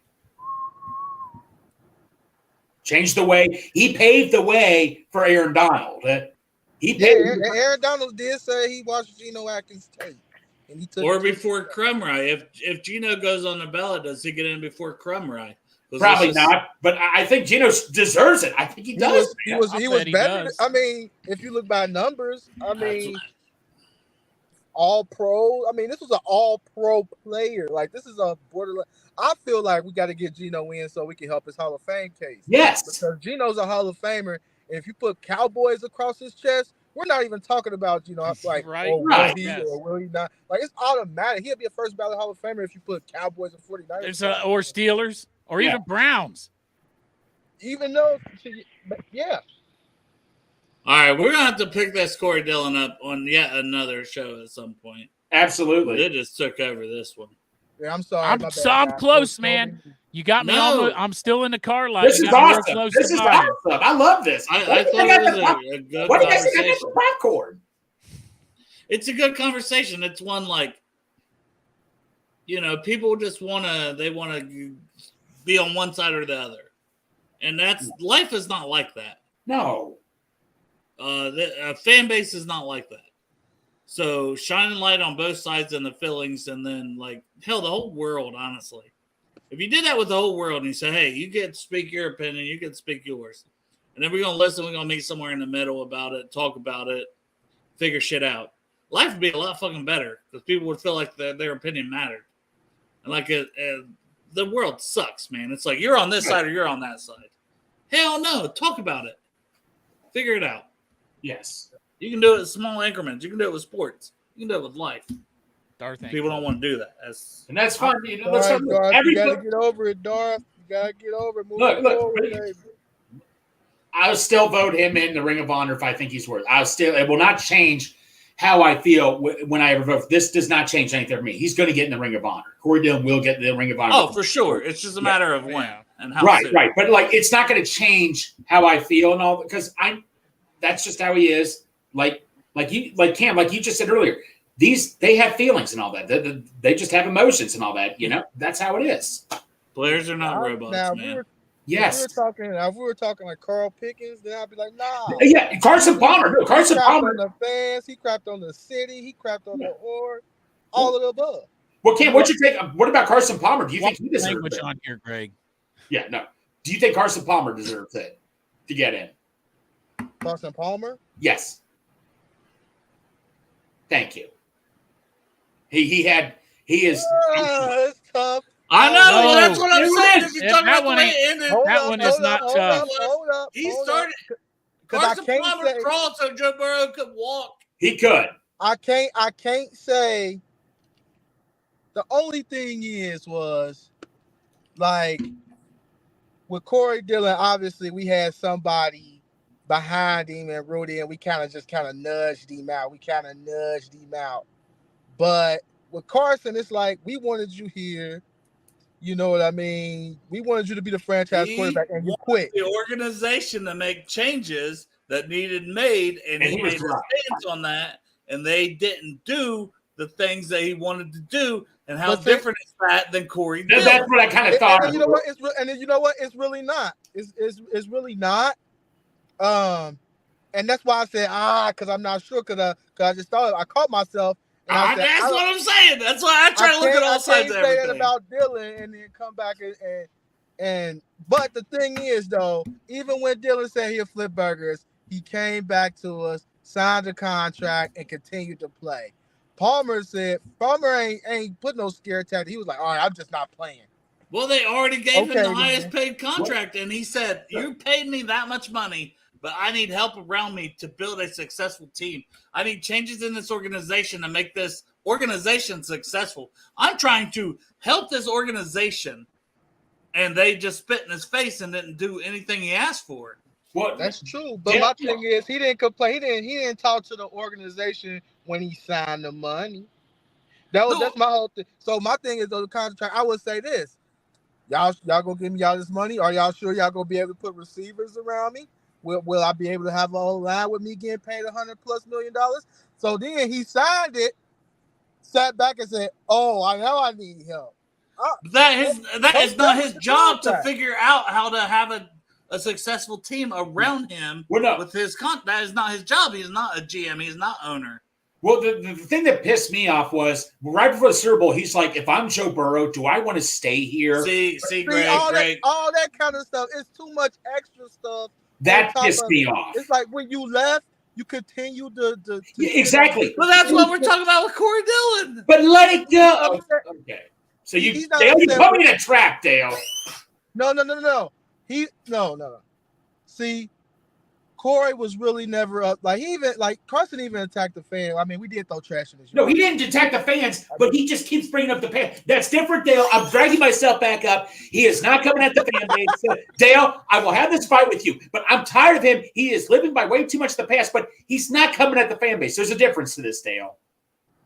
You're putting me in a trap, and I'm dragging myself out of it. I'm not putting anybody in a trap. I am literally taking these people's own words because I don't have a side, guys. I'm Team Bengals winning a fucking. I know, buddy. I know. I don't give a shit about nothing else. I'm just putting. I'm hosting the show, and I am trying to. No, it's okay. Just look at things from every side, and I think. And listen, if I had things on my bingo card that said you're going to defend Carson Palmer this week 2 different times now, I would not add it on my fucking bingo card for 2023. I promise you that. No. Because, I don't like the guy. I personally hated the way that all went. But if this whole Corey Dillon thing, if we're going to defend Corey Dillon because it ended bad and we're going to say, well, what he did on the field, Carson Palmer was so good on the field. 2005 was the best, my favorite season of football I ever watched. And I had season tickets for Joe Burrow's Super Bowl run. And I had season tickets last year. That 2005 team made me fall in love. And part of that was Chad and TJ and everybody else. But it was Carson Palmer's fucking rocket arm. And that dude's just out there dicing it up. And he could go toe-to-toe with Peyton Manning. And he looked like he was going to be a stud forever. Trust me, I don't want to defend this guy. I'm just saying, I try to see things from all sides. So, Corey Dillon, I'm just saying, we hate on Carson so much because he can't shut the fuck up. Yeah. If he would shut the fuck up, we could all be like, hey. Exactly. And I thought he was putting water under the bridge. Like when Chad met him at his home and they were interviewing Higgins and Burrow, I'm like, wow, this is great. But then he goes back and says that. And then I hear some of the older fan bases who still live by the 90s, I can't blame him. And that's when I got ticked off at all. But talent-wise, God, he was such a good talent-wise. So good. He was here as a quarterback, and the Bengals didn't do that. And he was like, shit, I got to draw my line in the sand. I want traded. Right. And Burrow, now that Burrow's here, and he's been the next thing since Carson Palmer, that's oh, shit, we got a franchise potential quarterback. Let's not fuck this up. I feel like the Bengals learned from that. I really do. No, they did. And they did. They did learn from Carson. Hell, they put one of the best teams you could around Andy Dalton. The window just closed. They learned. But you know what, Joe? And Carson Palmer did say, Dale, hey, look, they signed players. I'm great. They're signing players. This is what winning teams do. They sign players. So he did compliment the Bengals on that. I will give him credit to that because they did go out and sign free agents. Like you said, Dale, they did learn from all this. But back to Cam's point with Andy, they did it with Andy even after Carson. Yeah. They have tried to put pieces around. They have learned since Carson, I feel like. Dale, you need weapons. And I don't care what you put around a grilled cheese sandwich; it's not going to taste like right. But that's the difference. Now we have Joe Burrow, right? I would say this. I would say that the best thing that Carson Palmer ever did for the Cincinnati Bengals in the city of Cincinnati is fucking quit, and not because he was a great player, but because that is the first piece that led to ultimately us bringing in Joe Burrow and Jamar Chase. Because he quits, we get all those draft picks. We take Andy Dalton, we take AJ Green. They come in, they get to the playoffs. They don't win Man, he's anything. talking like a fucking 10-year difference. That's what I'm saying. Like, what are you talking about? I'm trying to find something to like about the man. Organization changed. It started the change. I don't know about that because the change didn't happen until the young Blackburns came up and old Mikey gave it up because he's old as shit. That's what happened with the change. If Mikey was 70 years old, this still happened back in the day, and Mike Brown's 70 years old, the Bengals are probably still running the same way. It's the Blackburns that have changed it. It wasn't Carson Palmer. If Carson Palmer once voted in a Ring of Honor, I will vote him in right away for the Ring of Honor. He's not getting, like, that's the thing. He's not getting, I'm just like, I'm trying to draw there is some parallels between the way things ended and the talent on the field. I cannot imagine that my grandkids, if they even know what the fuck he did, will vote him into the Ring of Honor. Stats or not. I just have a hard time doing it. During the first time we made the Super Bowl in 30 plus years, you're going to dog us out on the grand stage on media day. My dad, it just didn't need to happen at that exactly. Hey, it didn't. What do your parents always tell you? Everybody's parents told them, like, don't burn your bridge. And this motherfucker put napalm on the bridge and lit the match. But is that not how that Paul Dehner article kind of came off with Corey Dillon? And like, dude, we've forgot about the way you left. I think most fans had. I did. Until that article. And because we were all like, hey, he's the greatest running back. He has all these records. We always see the clips like Bengal Jim and everybody puts out of his rushing record games. And people talk about the memories of that. And then like he comes in kind of like Chop said, it's like, well, you know, they put it in the hands of the fans, and basically y'all don't know what the fuck you're talking about and how you voted on this Ring of Honor the first few years. And that's the only thing where I'm like, bro, come on now. We're trying to put in some people that are a little older. That's it. You're cut. Like, your time is coming. Yeah. Like, have a little fucking patience. Like, you don't think Ocho Cinco thought he'd be on the first ballot of it? He probably did. Right. But what's he done since then? Has he went and bitched and whined and all? No, he's been out there supporting this team, pumping this team up, and being an ambassador for Cincinnati and the Bengals the entire fucking time. You see him with Chase and Higgins, like in a bunch of times. I mean, like, he's probably one of the biggest ambassadors. You could argue he is the biggest supporter of this team, a former player. But that's what I'm saying. Like, that's the difference between like a Chad and a Corey Dillon and a Carson Palmer. Because Corey, like, here's his chance to speak about the Bengals, and he kind of shit on them. He did. Like, he shit on the fans a little bit. Like, I don't think that was his intention, but that's what happened. Yeah. I mean, like I said, some of the stuff didn't sound good, or when you read it, you're like, whoa. Yeah. I mean, So I like I say, I understand Pork Chop's feelings about it. I understand certain fans' feelings about it. I just thought he did too much good here during a bad time for him to get completely ignored or dismissed by some. He's getting in, man. I think we can all agree on that. He's getting in within the next 2 to 3 years. Yes, he's getting in. The Mike Cart deserves in before Carson Palmer. Yeah. Mike Cart was a legend for that one season. I just find it hard. Like, I just always think back, like, even with Rudy John, he did really, really good. Yes. But can you just imagine Corey Dillon with those offenses? Like, he getting 7-man boxes and that's just I hate that it didn't happen that way. Like, when people argue between Corey Dillon and James Brooks, I guarantee. Now, look, James Brooks, I learned a lot about, but a lot of people. Brooks is a fucking freak. A lot of people took James Brooks because they didn't like Corey Dillon. But I mean, like, James Brooks is a big talent. Don't get me wrong. There were two different types of running backs, but I guarantee you guys can agree. Some people did pick Brooks because they didn't like Corey Dillon. Is that a fair statement? Maybe. I don't know. I think they're two different running backs. Like, I think they're both elite. No. James Brooks would fit perfectly in our offense because of his receiving ability and his blocking ability, his running ability. Two different running backs. Like, you go look at James Brooks' stats and shit. You're gonna. James Brooks was awesome. How is this man not talked about him? But he's had some off the field shit as well. But I've had arguments. Once again, is it just about on field play. That's what I'm saying. Because some fans I didn't argue would say, well, Corey Dillon, cried. Well, you can't use that as an argument. I'm sorry, you can't do that. I'm talking talent-wise, like you just said, Dale. If the Bengals organization came out and said that Ring of Honor is solely based on field play, it would still not be based on field play because the voting is in the hands of the season ticket holders. So it's always going to be a popularity contest mixed with on-field stats. I mean, John Kitna, he was a great Cincinnatian, but he's not going to be in the Ring of Honor. Controlling it, like I said, they haven't added a single name, and this is the third voting cycle. This is going to be the 8th people in. They haven't added a single name to their original list.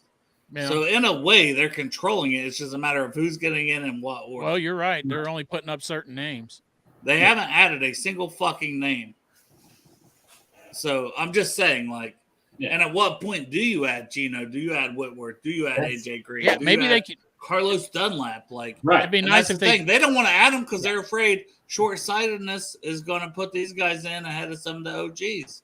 That would be nice. Maybe they could do a thing where season ticket holders like put in like 10 names. Every season ticket holder put in 10 names and figure out some kind of algorithm, and whichever 10, 15, 20 names came up the most, you put those on the ballot. That would be cool. I just think they're going to keep riding this list because they came until up they're all in. This was their list. They're going to keep riding this list till there ain't much left on that list. Yeah. Right. So we're literally just arguing about what year are you getting in.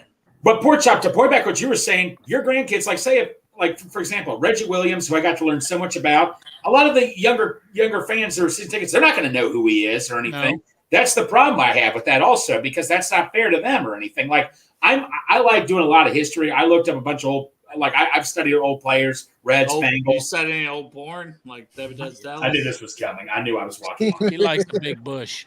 I mean, I knew I was walking into a trap here and all that. No, like I said, but a lot of people, they're not going to know who these players are, and that's not fair to them either. If she ain't got a pussy, it looks like pork chop right. beard. He likes it when they look like they got Don King put in a scissor leg lock. Right. He likes that bush that goes down to. He likes that bush that trails all the way down there to their knees.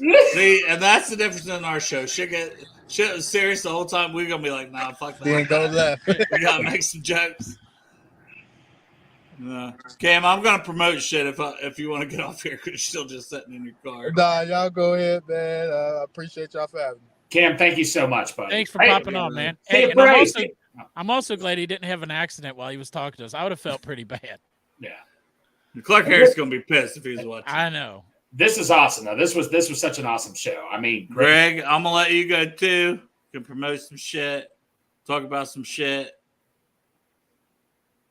Love you, brother. Say it.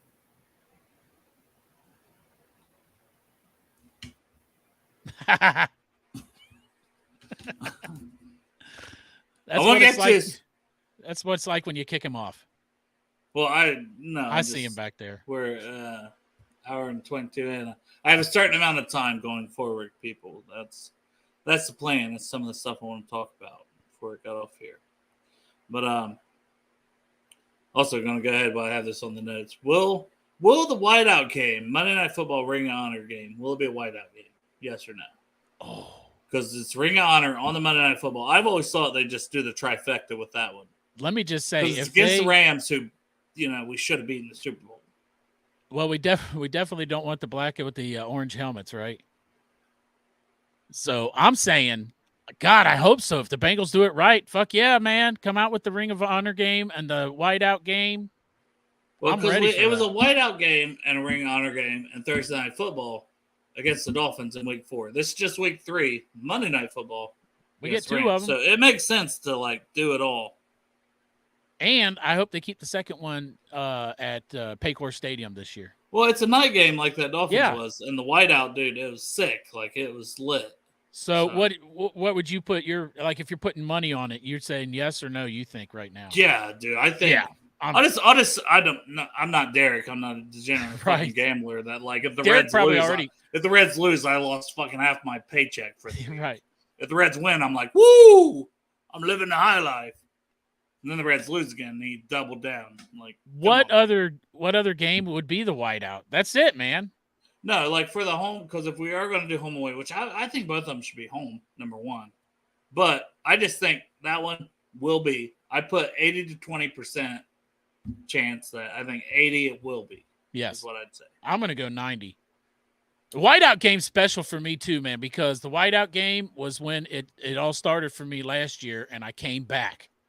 You know, I bought tickets for that game. My daughter convinced me to go to the game. You know, previously I weighed 500 pounds, didn't fit in the seats. I was very worried I was going to get down there and still didn't. But I took a chance because my kid said she wanted to do something with me, who's an adult. And so I said, I'm going to the game.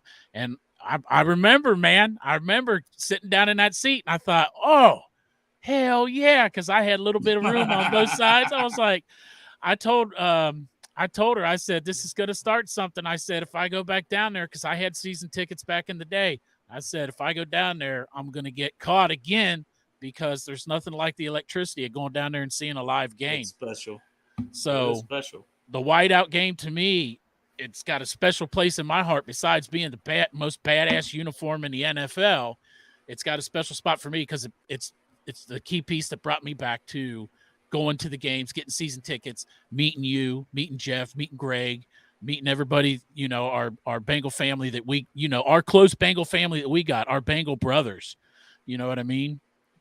You know, Jimmy, Matt, Santori, everybody. So it's a special thing for me. That's going to be a great game to go to. Man, I Ken, thank you because that's like, dude, I'll sit here and I'll kind of talk about both sides of stuff. And then it's just because like, I think it's good to have conversations because there is an entire fan base that feels both sides of it. So, you know, have the conversation. Don't like, you know, just be like, oh, well, this side is more popular. So we're not going to talk about it. And I hope I'm not out there just people don't perceive me as a like fuck Corey Dillon guy. Like a hater, yeah. Yeah, like, I'm not trying to hate. I want to love hater. the guy. No, I don't hate on him. I do think it's good to have these conversations. There's debates and topics, and you know we don't want it to be like you know they skip Bayless and the shit has just run. Right. They've run what sports debates are. Sports debates are supposed to be like, hey, this is my opinion. What's your opinion? And you know, maybe we can even somewhere meet in the middle before this conversation's over. It's just like, no, my opinion is this. LeBron sucks. And it's like, right. Like what? Like, it's stupid the way those conversations go. So I'm not a big fan of that. I also don't think you just have to kiss somebody's ass because, well, that's the popular opinion.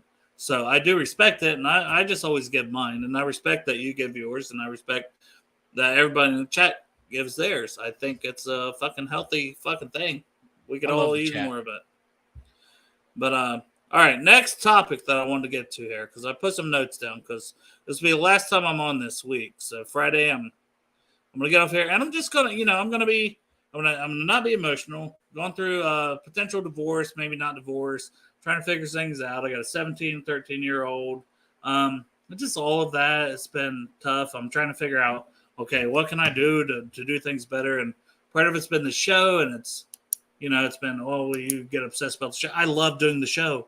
Like, it's something that if I could go back 20 years, I would have got into this. I wanted to. I didn't know how to do it. Like, so I just became a teacher like my dad was. So, like, that makes the money. This, I've done it for about 17 months, 16 months, whatever it's been. I love doing it. Like, Chop, I would have never met you if I didn't do this show. I would have never met so many people if I didn't do this show. Like, I cherish it and I love it. And I'm not going to quit doing this show, but I'm going to figure out ways I can do this show that isn't going to affect my personal life with my wife and my family. That I can be there whether because I'm just going to say, if I book a guest or something and I book that guest and I book them for a Friday night or a Saturday night, I feel like I need to be on that show because I booked them and stuff, you know, and I want to be on there. It makes me, you know, and life is life. It's like something comes up. Oh, well, you know, maybe the wife just wants to go, whatever. Go to Walmart because we need to get shit. I don't know. I hate Walmart. Both of them. Yeah, fuck Walmart. I don't think it's that, but you know what I mean. Like, just saying, in general, as an example. So it's like, okay. oh yeah, I'll go. The show's coming, but yeah, you're more important than the show. She doesn't want to. She doesn't want to be second fiddle to that, and I think that's fair. Mm-hmm. The So most that's where important we're at. thing that you have, and that everybody has, everybody in the chat, you, me, the most important thing in your life is your family. And 100% they should come first. We all love you, Dale. You're the ringmaster of this show. Everybody knows. I love doing it. Like, that's the thing. It's good for my mental health. I've talked about that. But at the same point in time, what's not good for my mental health is to go through a divorce and things like that. So. And what you have to do is you have to take care of your family. 100% first. We all understand, every one of us. So I'm trying to find the balance. And as of now, and it's ever-flowing changing. So if you subscribe to our YouTube, that's a little plug there. But, and hit the notification. I don't know when I'll be able to go live, honestly, a lot. Because there's times like, hey, if she's out with her friends on a Saturday night and I'm bored, then like, hey, maybe I'll pop on for 30 minutes, 45 minutes, an hour, or whatever, but if she's like, hey, we should go here and do this for a weekend, I'm not going to be on for a weekend. I don't feel obligated to be on because I don't have anything set. Right. Now, and it's not going I'm probably just talking to myself about this stuff. No. But that's how I feel when I book something or whatever. I want to make sure I'm on. I don't want to have to cancel and let people down. Like, it's just not. It's not how I am. Look, you already got an invite here to go see Crip down in. It's like Myrtle Beach, right? Yeah. Yeah. There you go. Take the family down there. 100%, man, and we're all behind you, Dale. Everybody in the chat, me. But Joe, so what I've kind of, and I've talked about this to you. So kind of what I've been kicking around is as we get closer to like preseason, now it's probably going to be Monday, Wednesday. And she seemed like most Fridays, she gets off a little earlier on Fridays. And like this Friday, we're going to go do something. We're going to get out town and do something, which is great. We just usually don't have the money to do it. I'm just full disclosure here. But I was like, fuck it. If that's the difference between our marriage or not, then fuck it. We'll start putting shit on credit cards again. I'll put your Venmo out there and we'll get people to send you some cash. Don't you fucking do that. But in general, it's like I love doing the show, and at least a Goodberry brother, Travis. I fucking love Travis. He's always great doing the show. Big Lori, and they're all supposed to be on Friday at 7. But I'm just leaving that in the hands of you and Joe and Derek, so don't fuck it up. Okay, that's hard one to fuck up. That's hard one to fuck up. They're great guests. Hey, if we do fuck it up, I'm blaming it on Derek. Yeah. Right off the bat, right now, I'm blaming it on Derek. It's your fault, Derek. That's fair. God damn it. That's the go-to. Yeah. But no, so trying to compromise. I'm talking to Marissa the last couple of days. Like, trust me, man. It's been like, hey, we're getting divorced for like a month. So there's times I get on here, may seem bipolar. I never know what mood I'm going to be in. I'm trying to do what I can. Well, you wear your emotions on your sleeve and you put everything on Front Street. That's the way you deal with stuff. But so, but I also want to give every effort I can. We've been together for 21 years. I have 17 and 13, to try to make it work, to not let even this, as much as I love it, get in the way. So we wasn't doing that. But so the compromise, she gets to work at 5 most days, and we've already been. I love the 3:30 thing, even though it wakes Pork Chop up before he has to wash his balls and go to work. Right. But he has to get up anyways. Yeah, I got to get up anyway. Might as well. Might as well jump straight on here. I might as well get up, brush my beard, and jump on here because that's what it looks like. Dale sees me. I'll turn on my camera like this. Yeah. And he's like, his eyes, like he straight just wakes up right before the show. It comes on here and does a great job. That's what I love. I try. I do my best. But, so we're going to try to do, because it's at least currently, so here once like preseason starts, because I want to provide content and consistent that you guys know when we're going to be on. So me and Chop at least, and then, Greg will probably be on a day or two, and then we'll try to have different guests and stuff. I want to try to move some of the guests, but it's going to be at 3:30, so it just depends on schedules. But so that's the plan, is to start being on here Monday through Friday, here in about like when I'm going back to work here in about a month, and yeah, just come home and grind out 45 minutes to an hour every day. Talking Bengals because I love it, having a good time.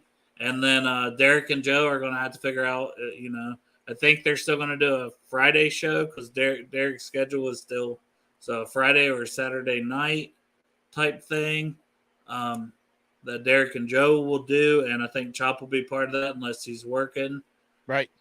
And then I might even be part of it. It just depends. Like, that's the thing. Like, Marissa's like, oh, I'm doing this and that Saturday. I'm like, cool, at least we're communicating.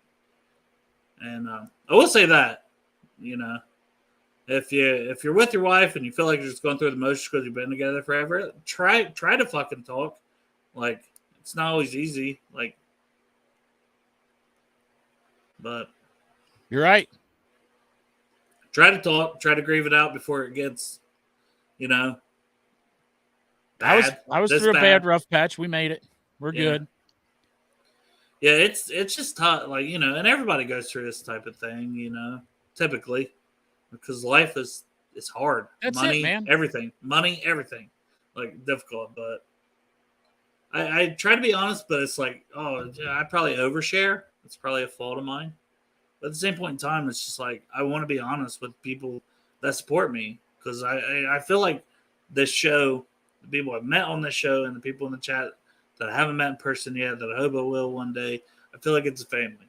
I've always said that. I've cried on this show. I've laughed. I've said crazy shit.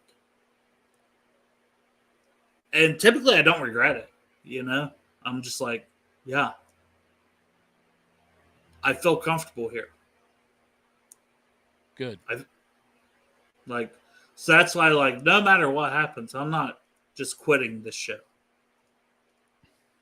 But I may, it'll be here and there, and shit, maybe I'll be on more than ever. But I can't predict that, and I'm not going to be scheduling shows for the weekend in the evenings. I'm going to do shows at 3:30 most days of the week going forward. If there's days I can't do, I may have to cancel shows. I apologize for that. It is what it is. Or Chop and Greg or whoever will do the shows that day. But, yeah. And Matt, yeah, this has always been my release. This has been, I'm shy. I grew up shy, I didn't talk.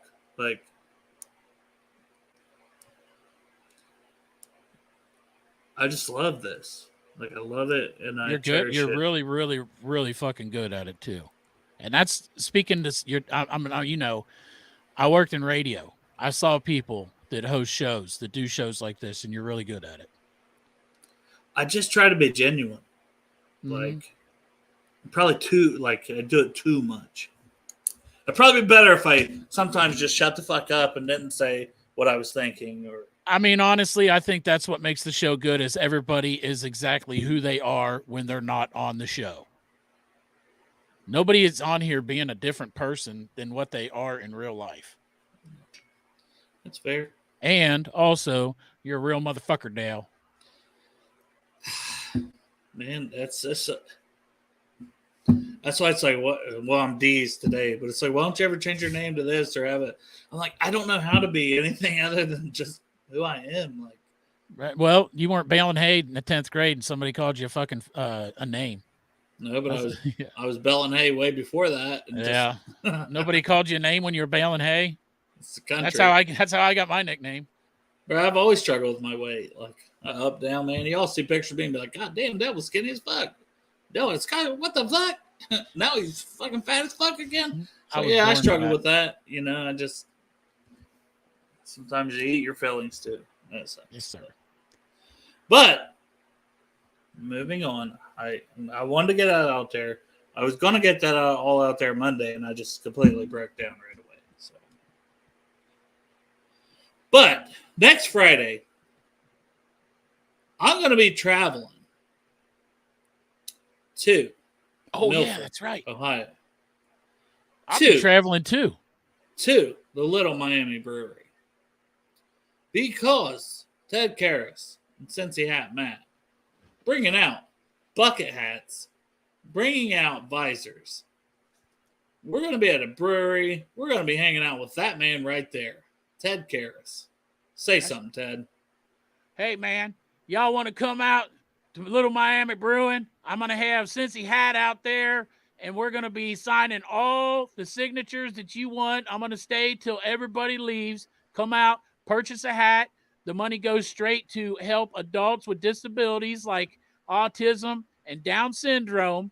And we're going to give that money. It's called the Village of Marici. Come out, buy a hat. I will sign anything you want. Bring stuff for me to sign, and I will sign it, and I will stay till the last person gets their stuff signed. Me, my little friend Matt, we're going to be out there selling hats. We got new bucket hats. We got visors. We're going to have maybe some of them new Cincinnati Reds hats. Come out and get some of those. We're going to have so many goddamn hats. It's going to be crazy.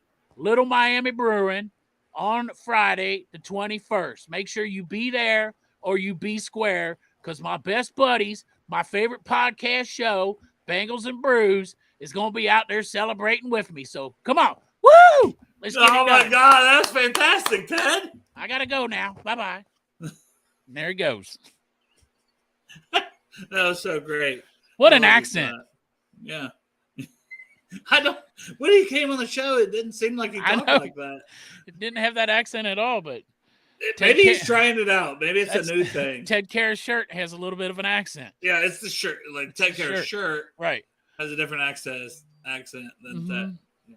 That's fair. I feel like that's fair. Right. It's hard to get a full, your actual thing, the way you talk onto a shirt. Yeah, he's trying to keep it all like Cincinnati accent. You know what I mean? But I was hoping you'd go with like, well, if you ain't there, fuck you, fuck you. I was waiting on that as well. He said, "Hold on, what is he saying?" He's talking to me again. Oh, he has something else to say. You gotta come out to Little Miami Brewing or up yours. Fuck you, motherfucker! Right up yours if you don't come out to Little Miami Brewing on the 21st and get that Cincy hat. You heard it here first. If you're not there, you're square. Ted wants you there. Up yours if you're not. Yeah. Yeah. And then we got camp 2 weeks out. Talked about moving to the 5 days a week. Still maybe some night shows, blah, blah, blah. The rest of it is just bullshit on my notes. So I'm going to leave it at that. Appreciate you all. Love that you tune in. I really do hope to see as many of you that can possibly make it Please. to Little Miami Brewery next Friday, because, I'm looking forward to it, getting out, doing something, having fun, maybe have a drink or two, and meet Ted in person. How cool was that? I haven't met him in person awesome. yet. Wait till you meet that guy. He's great. I know you've met him like 48 times shot. Yeah, right. You're just like, hey, Ted, and he's like, hey, Chop, and then he's I'm driving like, me. Ted! He's driving me to work tonight. Well, Darth, it's actually an hour and 42-minute drive. I looked it up. Right, you better slow down. That way you can make it 2 hours. So it's not. It will end up being 2 hours, I'm sure. So, but I love y'all. Chop's got to wash his dirty balls. I do. I got to go wash. Wash Right. his dirty balls. Love y'all. Show Friday. Chop, you got a show Friday? Friday night, 7 p.m. Bengals and Brews. Me, Joe, Derek, a bunch of other people. Dale, you know who they are. Bangalorean, Glenn. Travis Brown, who used to Okay. host. Maybe Joe will go there and make an appearance, but I have no idea. He hasn't responded. So. Hey, and when those two come on here, man, who the fuck knows what's going to happen? Yeah. But I will see you all Monday at 3:30. Will be the next time I'm on. So Me too. Love y'all. Hoo day. Chop,